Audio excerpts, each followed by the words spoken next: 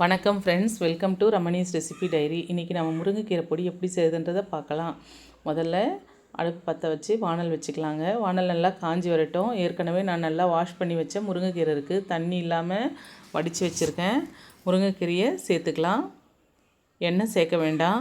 தீயை குறைவாக வச்சே வதக்கி எடுத்துக்கலாங்க. தீ அதிகம் வச்சா நமக்கு வானல் அடிப்பிடிக்க ஆரம்பிச்சிடும். அதனால் தீயை குறைவாக வச்சே வதக்கி எடுத்துக்கலாங்க கீரையை. பொதுவாகவே கீரை வகைகளில் அதிகமான சத்துக்கள் நிறைஞ்சிருக்கு. முருங்கைக்கீரையில் விட்டமின்ஸ் மினரல்ஸ் அதிகமாக இருக்குது, நார்ச்சத்தும் கூட இருக்குது. கண் பார்வைக்கு முருங்கைக்கீரையை அதிகமாக எடுத்துட்டால் ரொம்ப ஆரோக்கியமானது. கூடவே மலச்சிக்கல் இருக்கிறவங்களும் முருங்கைக்கீரை உணவில் சேர்த்துட்டா மலச்சிக்கல் குணமாகும்.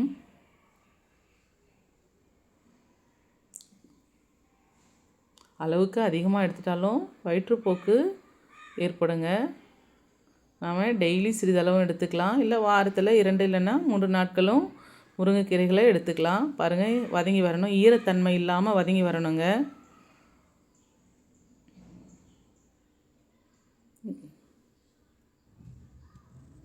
இந்த அளவுக்கு வதங்கி வரணும். பாருங்கள், கையில் எடுத்து பார்க்கும்போது ஈரத்தன்மை இருக்கக்கூடாது. பாருங்கள், ஈரத்தன்மை இருக்குது பாருங்கள். இந்த ஈரத்தன்மை இல்லாமல் இருக்கணுங்க. அதனால் மேலும் சிறிது நேரம் வதக்கி விட்டுக்கலாம். பாருங்கள், நல்லா வதங்கி வந்தாச்சு. இந்த அளவுக்கு வதங்கி வரணுங்க. பாருங்கள், உதிரி உதிரியாக வந்திருக்கு. கையிலையும் ஈரத்தன்மை இல்லாமல் இருக்குது பாருங்கள். இந்த அளவுக்கு வதங்கி வந்த உடனே நம்ம கீரை எடுத்து ஆற வச்சிடலாங்க. ஆற வச்சுட்டு அதே வானலில் 1 ஸ்பூன் அளவுக்கு கடலை எண்ணெய் சேர்த்துக்கலாம். நம்ம விருப்பங்க, நம்ம ரெகுலராக யூஸ் பண்ணுற ஆயில் சேர்த்துக்கலாம். சேர்த்துட்டு கூடவே 1 ஸ்பூன் அளவுக்கு சீரகமும் 1 ஸ்பூன் அளவுக்கு மல்லி விதைகளும் சேர்த்துக்கலாம். லைட்டாக காஞ்சி வந்த உடனே நாம் வரமிளகாய் நம்ம காரத்துக்கு தகுந்த அளவு சேர்த்துக்கலாங்க. நான் 5 வரமிளகாய் எடுத்திருக்கேன்.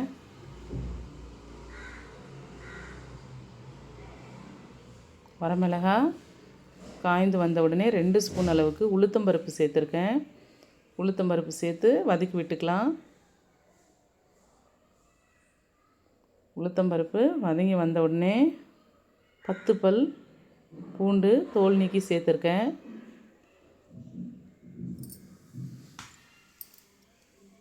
இது கூட ஒரு சின்ன நெல்லிக்காய் சைஸ் அளவு புளி எடுத்துக்கலாங்க. நான் ஃப்ரீஸ் பண்ணி வச்சுருக்கேங்க புளி, அதை சேர்த்துருக்கேன். பொடியாக இருக்கும் அந்த புளி.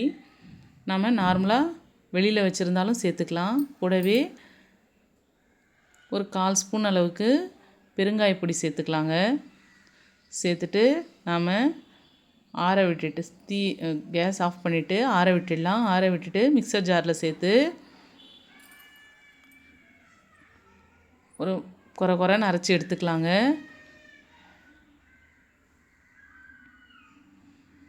அரைச்சி எடுத்துட்டு அது கூட தேவையான அளவு உப்பு, 3 ஸ்பூன் அளவுக்கு வறுத்த வேர்க்கடலை சேர்த்து கூடவே கீரையும் சேர்த்து அரைச்சி குறைன்னு அரைச்சி எடுத்துக்கலாங்க. இந்த அளவுக்கு அரைபட்டு வரும். இது ரைஸ்க்கு நல்லெண்ணெய் இல்லைன்னா நெய் சேர்த்து சாப்பிட்டோம்னா ரொம்ப அருமையாக இருக்கும். தோசை இட்லிக்கு பொடி போல் வச்சு சாப்பிட்லாம். ட்ரை பண்ணி பாருங்கள், உங்களுக்கு பிடிச்சிருக்குன்னு நினைக்கிறேன். பிடிச்சிருந்தால் லைக் பண்ணுங்கள், ஷேர் பண்ணுங்கள், சப்ஸ்கிரைப் பண்ணுங்கள். மறக்காமல் பெல் பட்டனை கிளிக் பண்ணுங்கள். Thank you friends.